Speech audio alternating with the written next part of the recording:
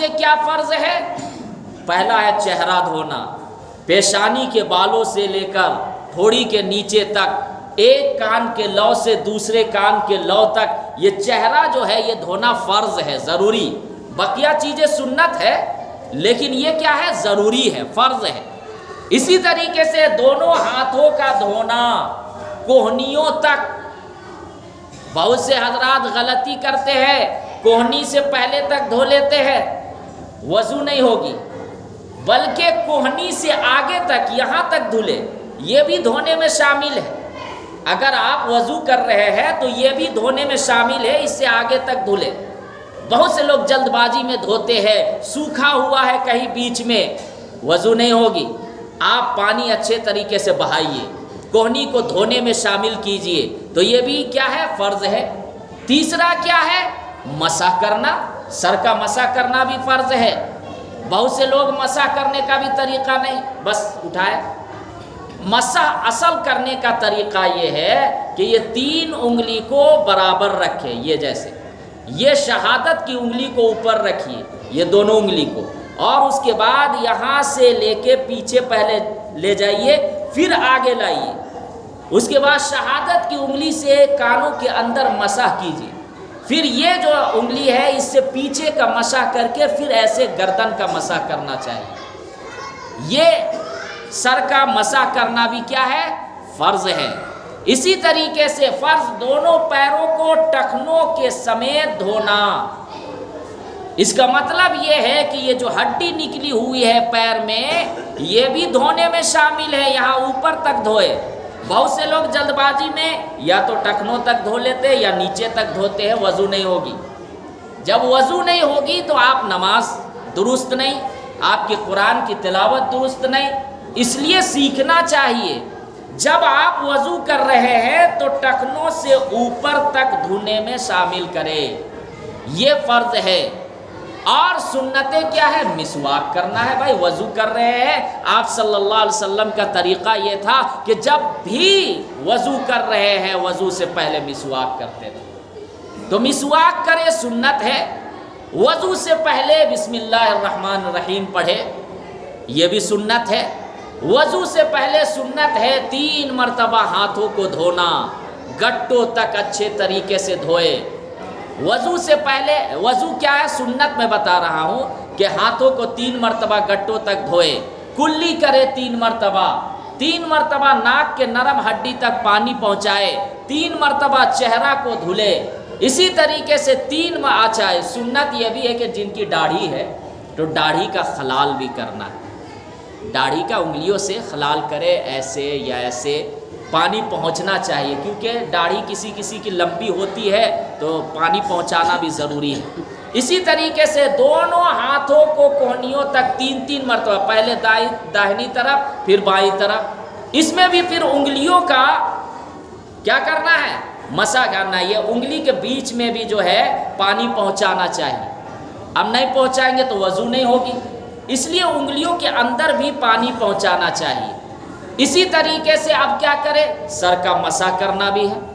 اسی طریقے سے ہے پیر کا دھونا ہے، پہلے داہنی طرف ٹخنوں تک پھر بائیں طرف، تو یہ دھونا ہے، یہ تو سنت ہے۔ پھر وضو کے بعد دعا پڑھنی ہے، پہلے دوسرا کلمہ پڑھے، پھر اس کے بعد اللہم اجعلنی من التوابین واجعلنی من المتطہرین، یہ دعا پڑھنی چاہیے دعا وضو کے بعد۔ یہ تو میں نے وضو کا طریقہ بتایا، تو وضو کرنا بھی کیا ہے؟ ضروری ہے۔ مسلم شریف کی حدیث میں ہے کہ اللہ کے نبی حضرت محمد صلی اللہ علیہ وسلم نے ارشاد فرمایا کہ کل قیامت کے میدان میں وہ امت مسلمہ جو وضو کرتے تھے اور وضو کر کے نماز پڑھتے تھے، ان کے اعضائے وضو نور سے چمکدار ہوں گے، چمک رہے ہوں گے۔ اعضائے وضو کا مطلب کہ جن کو ہم وضو میں استعمال کر رہے، دھو رہے ہیں، جیسے چہرے کو، ہاتھ کو، پیر کو، وہ کل قیامت کے میدان میں چمک رہے ہوں گے۔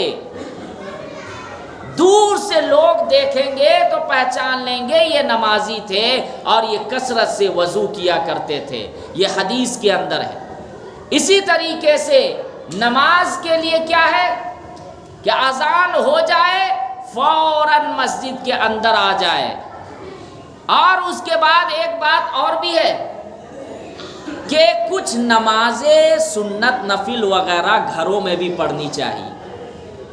بہت سے حضرات کا ذہن یہ ہے کہ نہیں سنت نفل مسجد ہی کے اندر پڑھنی ہے. حدیث کے اندر اللہ کے نبی صلی اللہ علیہ وسلم نے ارشاد فرمایا کہ تم اپنے گھروں کو قبرستان مت بناؤ. کچھ نمازیں تم کیا گھر میں بھی پڑھو. قبرستان کا مطلب یہ ہے کہ گھروں میں بالکل نماز چھوڑ دی اور مسجد میں پڑھ رہے. فرض نماز مسجد میں، فرض نماز مسجد میں پڑھنی ہے، لیکن سنتیں اور نوافل جو ہے وہ کچھ نمازیں آپ گھروں میں پڑھیے.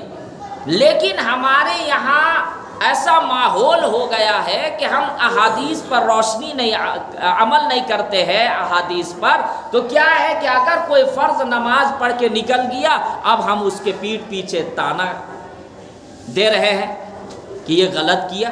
پہلے تحقیق کیجئے کہ ہو سکتا ہے کہ وہ گھر میں نماز پڑھ رہا ہو. اگر گھر میں پڑھ رہا بہت اچھی بات ہے.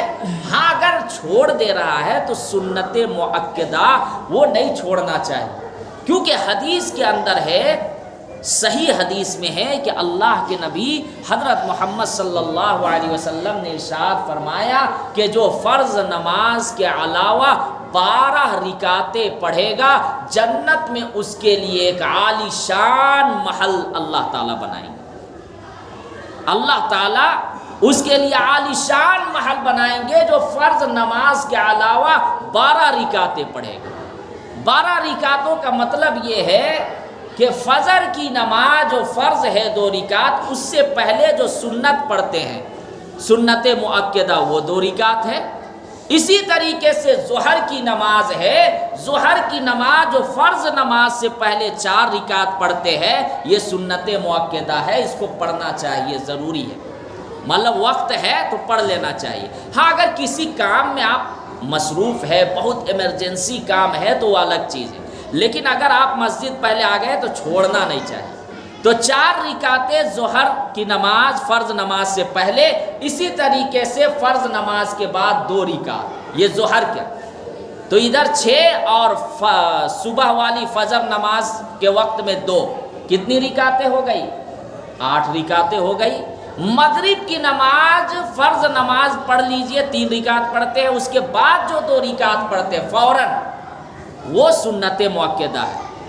اور 2 رکعت سنت مؤکدہ کے بعد جو 2 پڑھتے ہیں وہ نفل ہے، لیکن فرض نماز کے بعد فوراً جو ہم پڑھ رہے ہیں وہ سنت مؤکدہ ہے. تو اب 8 اور 2 کتنی ہوئے؟ 10 رکعتیں ہوئی. بھائی تھوڑا سا آپ لوگ بھی حساب کیجئے تاکہ ہمیں بھی آسانی ہو. تو 10 رکعتیں ہوئی.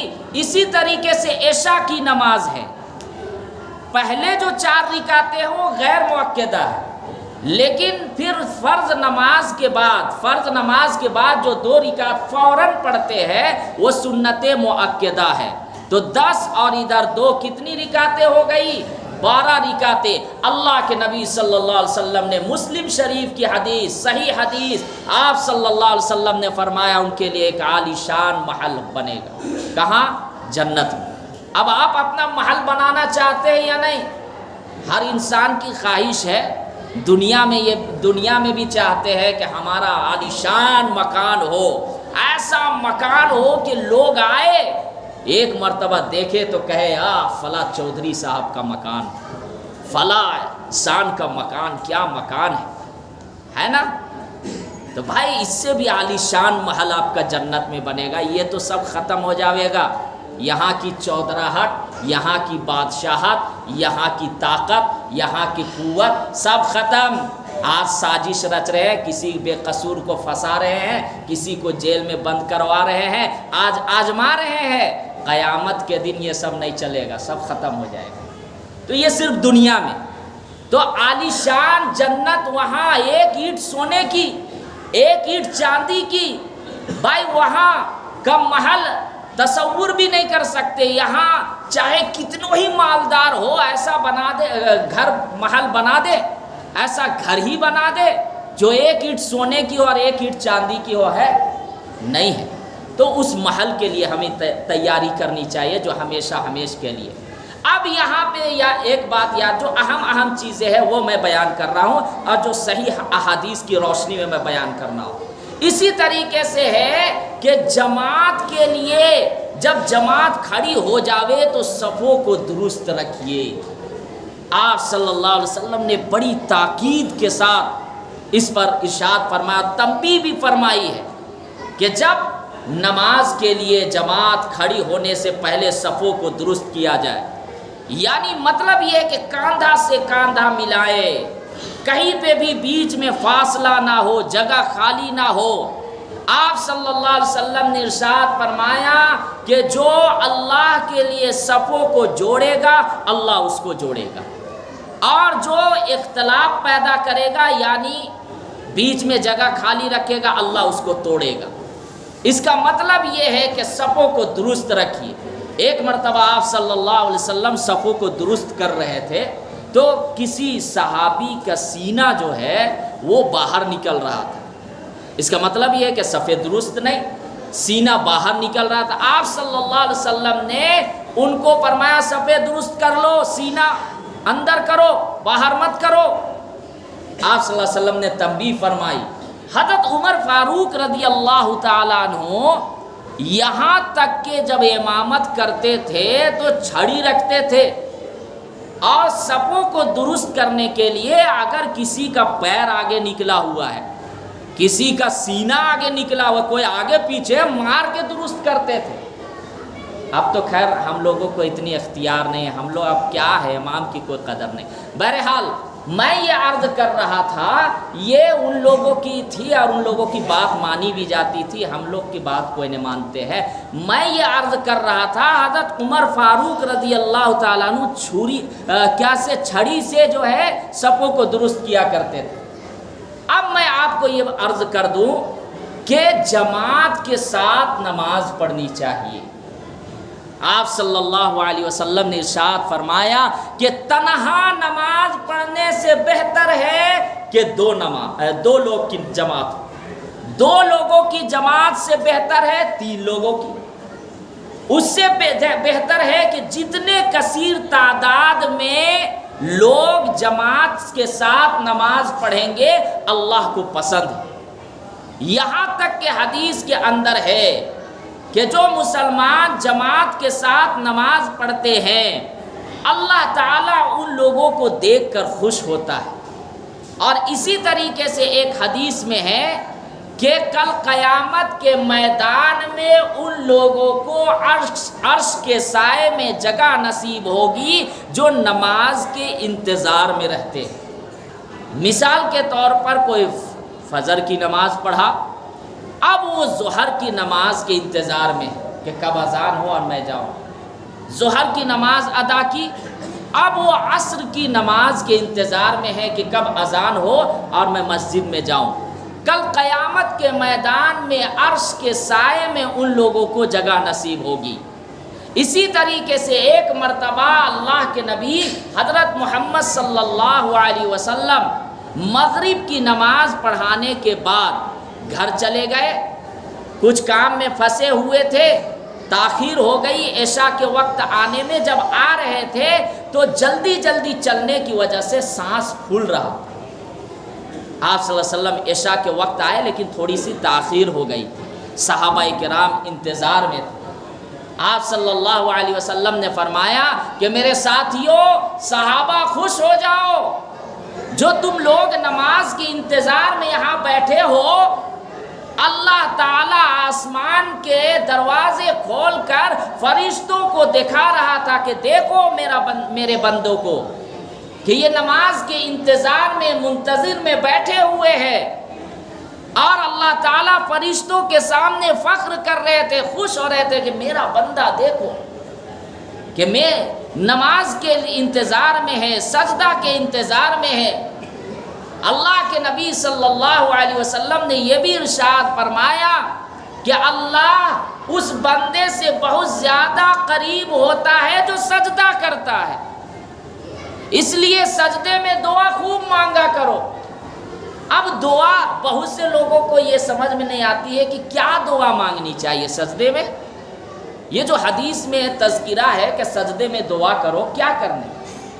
یہ جو ہم لوگ سجدے میں کہتے ہیں سبحان ربی الاعلی، یہ بھی ہے تسبیح، یہ بھی دعا ہے، لیکن اگر الگ سے دعا مانگنی ہے، اور بھی عربی میں بہت ساری دعا ہے، ربنا آتنا فی الدنیا حسنۃ وفی الآخرۃ حسنۃ وقنا عذاب النار، ربنا ظلمنا انفسنا وان لم تغفر لنا وترحمنا لنکونن من الخاسرین۔ یا والدین کے لیے مانگ رہے رب ارحمہما کما ربیانی صغیرا، یہ بھی سجدے میں مانگ سکتے ہیں لیکن فرض نماز میں نہیں۔